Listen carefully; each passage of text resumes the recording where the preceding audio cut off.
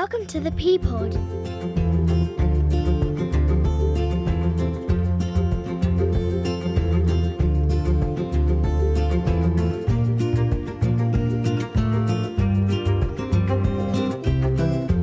Welcome back to the ThePPod, the partnership podcast from the Somerset Safeguarding Children Partnership. Now, when we think about children living with someone other than their birth families, we tend to think about foster care or adoption. However, there are many occasions where children may be living with others through different arrangements, which can sometimes be confusing for those who don't work in children's social care to understand what the various options are, how they differ, and what support is in place to support those children and families that look after them. So, hopefully to demystify this important area of work, I'm pleased to be joined in the studio today by Donna Markham, Service Manager, to answer some of your questions. So, Donna, welcome. Thank you for having me. Oh, absolute pleasure. So thanks for coming into us to talk to us about this area. I'm just wondering, before we sort of get stuck into the subject, can you just tell us a little bit about yourself and your role and the team you manage? Yeah, I'm a team manager for the Kinship Team. I'm one of 3 team managers, and the Kinship Team is quite a large team actually, and we're split into 4 areas. So we undertake the assessments for special guardians and for connected foster carers. And that means a foster carer who is actually somebody that is already known to the child. So it could be a relative or a teacher in school where there's already that connection, and then they go on and become their foster carer. So we do those assessments. We also supervise connected people foster carers once they've been through to panel. We offer special guardianship support post-order, and that's the part of the Kinship Team that I manage, the support area. And we also have private fostering sitting in that area, which I also manage. Okay, so already we've got a few sort of bits in there, possibly people are listening going, what are they talking about there? So, and can we, in terms of that, can you explain what you mentioned special guardianship orders there, and can you explain about sort of how that differs to the others, such as adoption or child arrangement orders? Yeah, sure. So how it differs to adoption, actually, when we talk about special guardian, we kind of talk about it being sort of one step below adoption. So what it does is it gives the carer parental responsibility for the child. Although the parents still have their parental responsibility, the carer can make overriding decisions. And so the biggest difference with adoption is in adoption, the carers lose parental responsibility. Special guardianship, they don't. But it's an order that is made in court, and it exists until the child turns 18, unless it's taken back to court to be revoked. So it's quite a serious order. And that's how it differs to adoption. Child arrangement order is a lower order, so the carers will still have some level of parental responsibility. They can make some decisions, but not all of those overriding decisions that sometimes we think that they're needed to safeguard the child, that the carer can be confident in making a decision and not being overruled by the parent. So what sort of who can be a special guardian? Anyone can be a special guardian to some degree if they are prepared to undergo an assessment, and that assessment is successful. They come about in lots of ways. So sometimes a child will just live maybe with a grandparent or an auntie as a private arrangement between the family. And there may come a time when the carer then thinks, actually, I think maybe having parental responsibility is in the best interest for the child. So they can then make decisions about schools and things like that, especially if the parent is absent or is not making safe decisions generally. So they can contact the court directly and make an application, and the court will send that notification over to us to underdo the assessment. So the child has to have been living in that arrangement for a couple of years for them to be able to do that.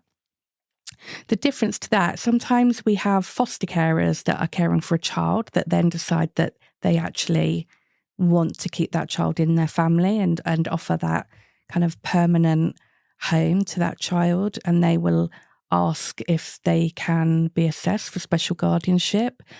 So in that case, the child would only have to have lived with them for a year, and they can approach their supervising social worker if that's something that they want to do. And again, that will then eventually come through to the kinship team to do the assessment.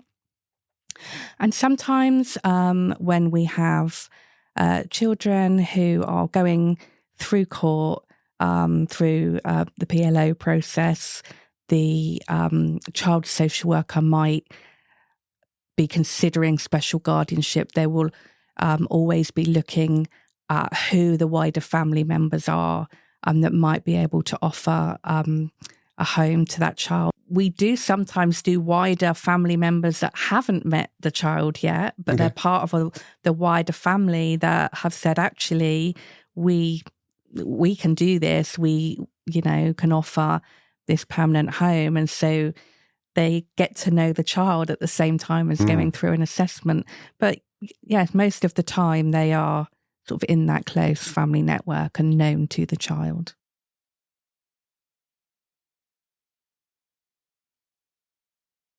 Really about sort of having those kind of additional responsibilities and that sort of parental responsibility in order to make those decisions?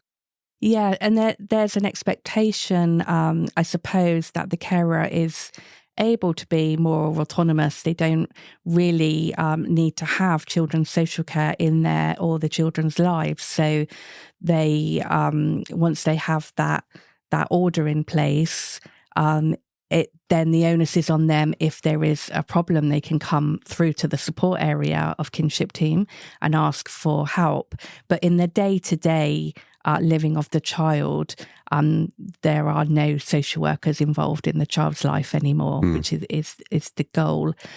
So we would expect that the carer can be confident in making decisions, that they are confident in knowing their own responsibilities, prioritising the child's needs over the parents and safeguarding the children, and managing the family time that children have with their parents as well.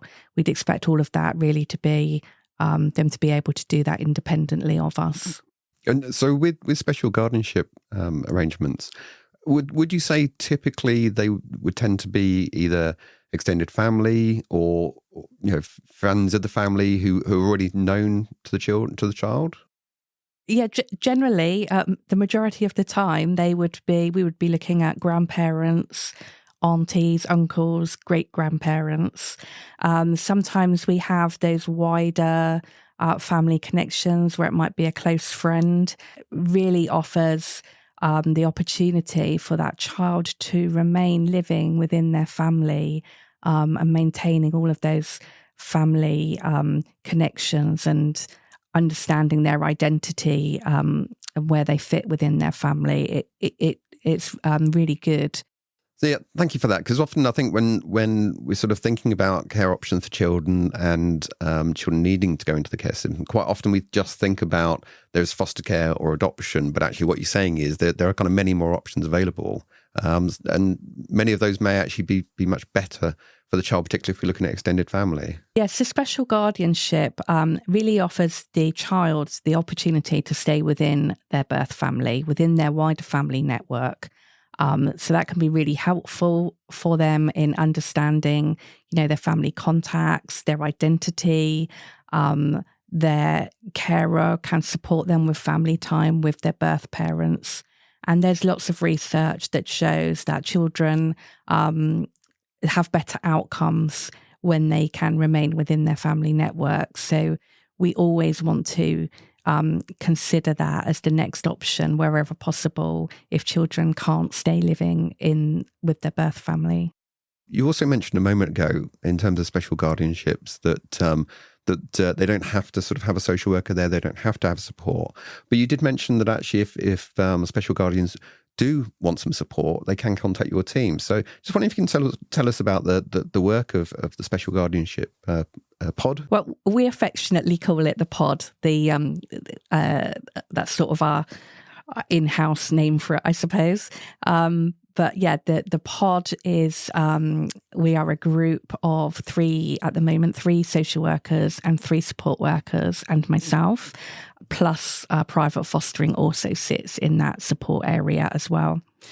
And we have 2 offers. So one offer is our universal offer. It's available to everybody. All we need is your email address once the order has been made, and that will give you access to lots of information. We send out a monthly newsletter, and in that newsletter, we will have some bite-sized training. We will have a link to current up-and-coming training that they can book onto. We will have information about any events that we may be organising that they can come along to. And we also offer a couple of different types of support groups, and information about those is all in the newsletter as well.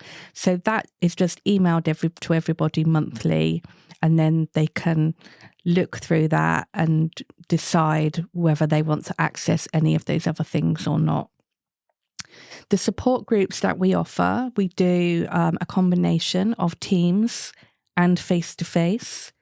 We currently have one face-to-face option on the west side of the county. And that we do in conjunction with the emotional health and wellbeing team, who come along and they offer just some bite-sized training on attachment, which I think most people that go to that do find that quite helpful.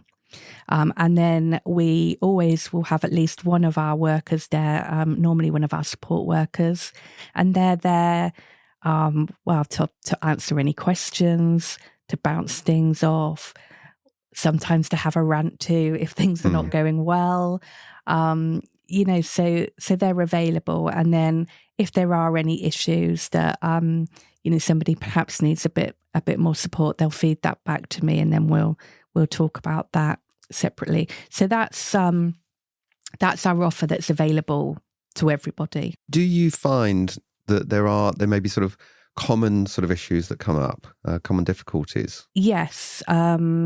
Yes, there are. And so we find out when we're offering more intensive support, so that's when a professional or the carer themselves will contact the kinship team via duty.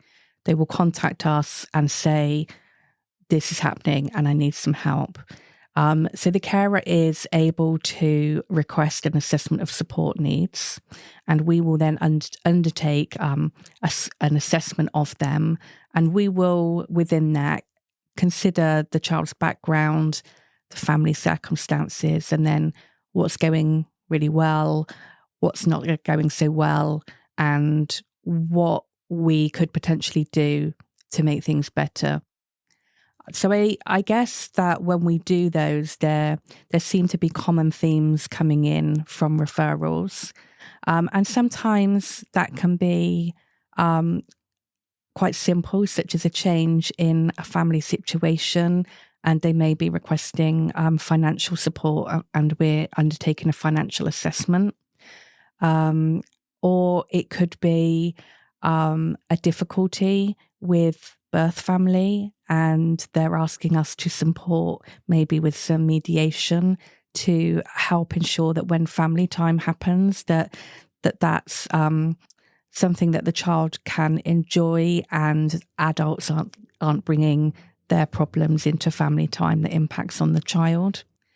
And sometimes it may be more about a behaviour that the child has that is a response to the early childhood trauma that they experienced, and they will be seeking some support with a therapeutic intervention.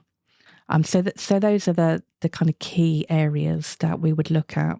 Yeah, I think that's the important thing, isn't it? Actually recognising that every circumstance is different, every child is different, and recognising, actually putting the child at the centre of this, what they may have gone through already before that point, and like you say, putting in that support for those families to help them to sustain that, the child being with them. And actually, like you say, we know the outcomes for children in those stable situations are much, much better than those who may have very, very unstable sort of living situations, having many moves and that sort of thing. Yeah. So it's quite a sort of flexible sort of offer. It is. And so I guess what that means is everybody is entitled to ask for an assessment of need, but our offer to each individual family is very much based on what the child needs. So if a carer came to us and said, I would like this intervention and that intervention, actually we would do our assessment, and sometimes we might say, actually, that's not an appropriate intervention for this child, or it's not the right time. We may suggest an alternative. But when it's the right time for the child and it's the right intervention, then as a team, there are various ways that we can then go about bringing that intervention into being for the family. There are a couple of ways that we can do that. So first of all, when if a child has previously been a child looked after, meaning that they have been, in a fostering arrangement for a while, we can access the Adoption Support Fund for funding. So we can identify the right therapy, and then we can put an application into that fund and get that funding into place for the child. And then we, as the support team, we hold the responsibility for reviewing that, making sure that it's having the impact that we want it to. And if it's showing that it's working, that we can keep reviewing that and accessing, the funding to continue the intervention. So that's a really good way of getting that therapy into place. We also, if we identify that therapy is absolutely required and we don't have access to the Adoption Support Fund, we either can go to our operations manager with our plan as to why that's needed, and we will request the funding from Somerset through the Kinship Team to be paid for that family. And the other way that we can do it is we are becoming an increasingly skilled team, a team that the majority of the workers have undergone training in non-violence resistance work, the Solihull approach, which helps with therapeutic parenting. We have somebody in the team that can offer theraplay, and we are looking also at continuing to upskill our team so that we actually have that offer within our own team of undertaking the direct work ourselves as part of our remit in the team. So that's been a really exciting move forward over the last 12 months. I'd say that has happened, and that we are offering more direct support ourselves. Yeah, great. And the non-violent resistance you mentioned just then, that's from relating to child to parent or child to adult violence? Yeah, generally child to adult, and that aggression can come from a feeling of feeling unsafe or out of control and wanting to control things.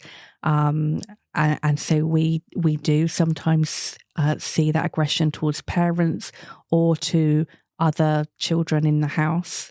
And so the non-violence resistance training that we do is a work that we would do with the carer, with the adults, to help them identify different ways of them responding to that aggression towards them, that will ultimately help to minimise that violence in the home. I'm just thinking back myself now, and I started my career many years ago now, working in a children's home, or several children's homes, and actually it's something we'd often see is that children would come in, young people come in, and to begin with be relatively on the surface settled in terms of sort of behaviours, and then after a certain period of time, you'd suddenly see those sort of behaviours really escalate, and I remember somebody saying to me very wisely many years ago is actually that's the point where you can really start that support, because there is that quite often that feeling of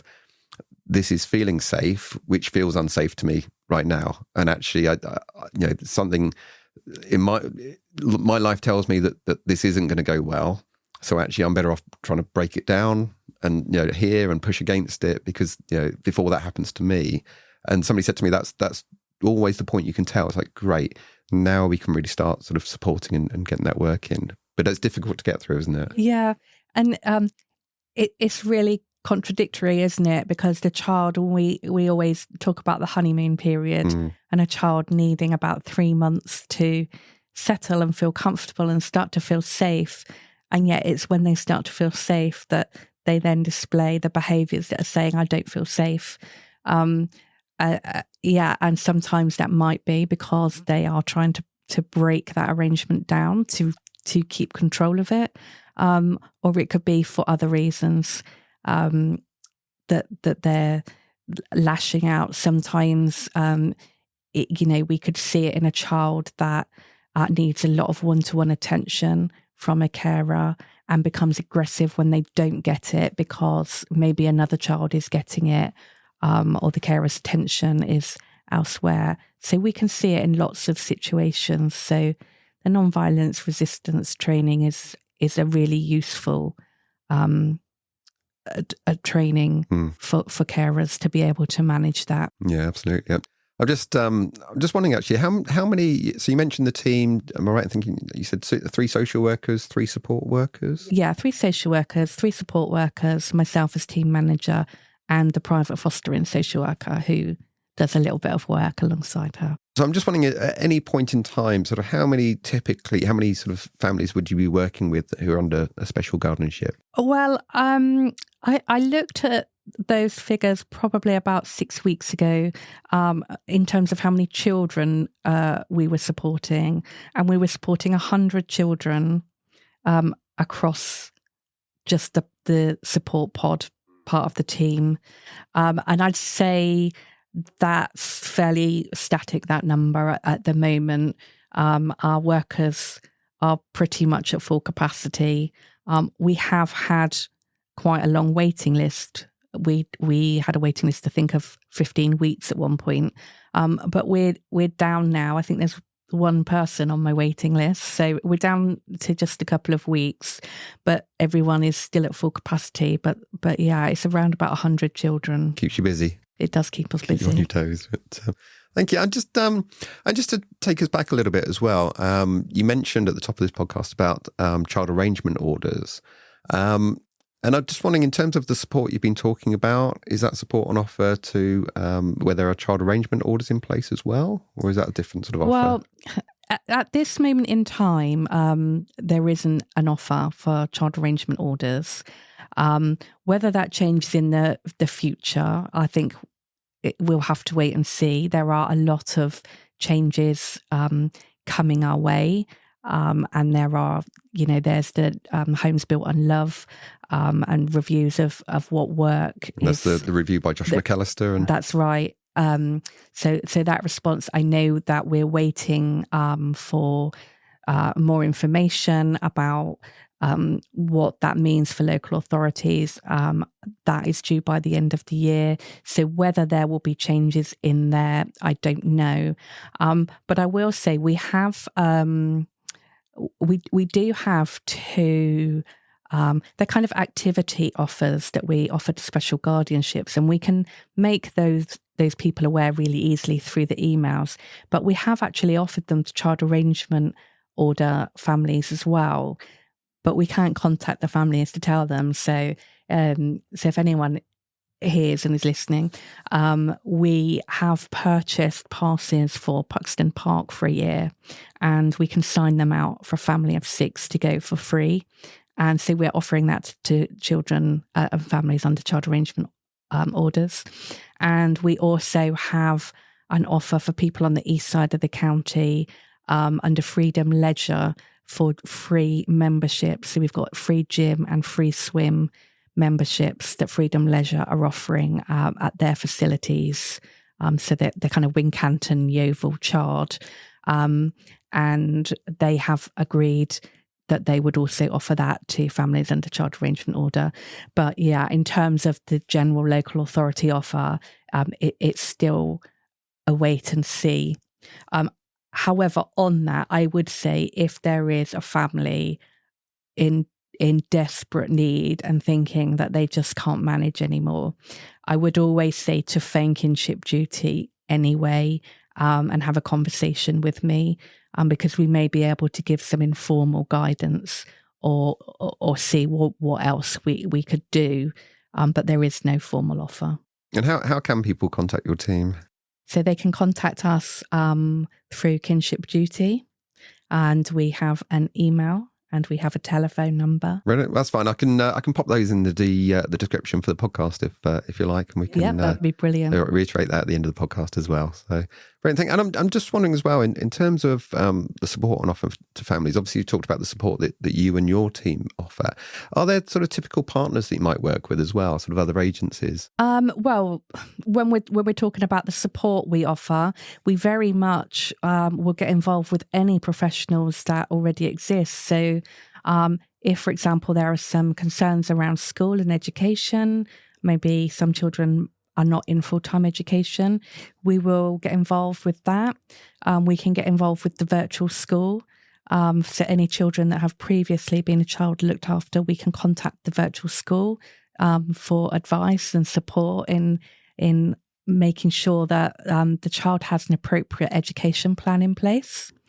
So we will go to school meetings, to team around family meetings with the school. If we have other therapists that have been involved, speech and language, for example, we will be communicating with any other professionals as part of our assessment to understand exactly what the child and the family's needs are, and make sure that our assessment is holistic and considers everything around the child. And then when we're looking at what kind of intervention is needed, we also need to look at who's already there and what they're doing, and making sure that we're not introducing too many people that will overlap and really be offering the same service, because that's not helpful. So we'll work with any professionals that are involved, or try to get them involved if they're not and we think they need to be. You talked earlier about the sort of training for your team. I'm just wondering, is there any sort of specific training on offer for special guardians? Yes, there is. So special guardians can access virtually all of the same training that foster carers can access. I think there's one exception, one thing that they can't do. So when they go into training, then they go into the training portal. So we would give them their email and their login to get in, and then there is a section in there that will direct them. So it will say foster carers, click here, special guardians, click here. So they click into special guardians, and it will they can see the complete list of training. And if there's anything in particular that we think would be helpful to them, then we will say, okay, we're running, this particular piece of training, and we think it's a good idea for you to be able to do it. So we do that, and we're also able, as a team now, to offer some group sessions of therapeutic parenting using the Solihull approach to parenting training. So we'll be offering that to special guardians shortly. I just think in terms of sort of signposting people, where can special guardians find out more information about what they're entitled to? Well, this is a watch this space moment. We have a webpage coming, and we're really hopeful that it will be up and running in September. It's been a long time coming. They will be able to access it. It will be built into the main Somerset webpage, but they will be able to Google Special Guardianship Somerset, and it will take them into the page. And that will have a lot of information in it based on what happens before they have an assessment and the kind of things they need to think about before going for their assessment, what will happen in their assessment. And then there's lots of signposting for after their assessment. It has all of our contact details on there. It has lots of other contact details for charities that, like the Kinship charity, that has lots of free training and groups that they can access. So we've got links to all of those different agencies as well. There's also going to be information for children on there, and there will be an easy access format of that and a jargon buster for children. Brilliant. Maybe adults as well might want to look at the jargon buster. So we're hopeful that will be up and running before the end of September. And if it's been published by the time this podcast goes out, I will pop the link to that in the description as well. Yeah, that would be great. Thank you. Well, Donna, thank you so much for spending the time coming back to us today at the ThePPod and talking to us about this area. I think it's been really revelationary for many of us to sort of talk about some of these complexities in relation to some of the care options for children and young people. Okay, thank you. Thank you, Donna. Take care. Okay, bye. Bye. As always, if you'd like to find out more details on the topics discussed today or about the work of the Kinship Team, then please go to the Somerset Safeguarding Children Partnership website at somersetsafeguardingchildren.org.uk or by following any of the links in the description. If you've got any questions or comments arising from today's episode or would like to be involved in future episodes, we'd love you to get in touch with us at theppod@somerset.gov.uk. Once again, I'd like to thank Donna Markham, Team Manager for Children's Social Care's Kinship Team, for taking part in today's podcast, and of course, to you for listening. My name is Steve Maccabee, and I'm the Training Manager for the Somerset Safeguarding Children Partnership, and I look forward to you joining us again next time at the ThePPod. Let's work together to help keep children safe.